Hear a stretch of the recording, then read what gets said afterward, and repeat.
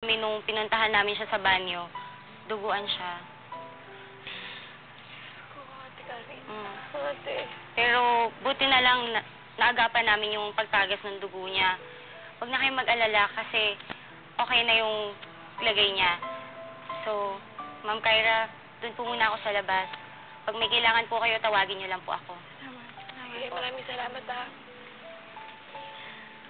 Oo naman si ate, no? Ganyan ba talaga lahat ng tao pag sobrang naiiyak? Sobrang na heartbroken? Nakakaloko naman yan, friend.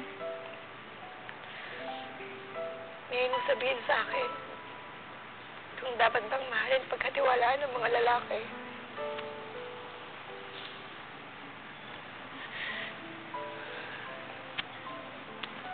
Ate?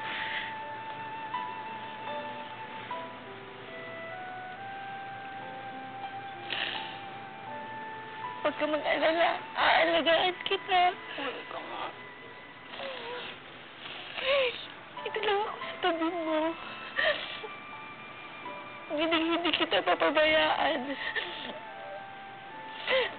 At pinapangako ko sa'yo na hindi tayo lalakohin ng mga lalaki.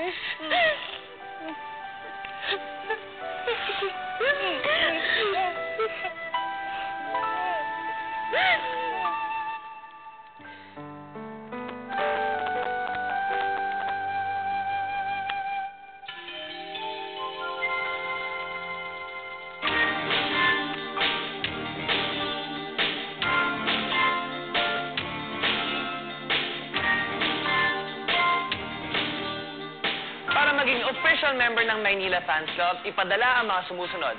Name, age,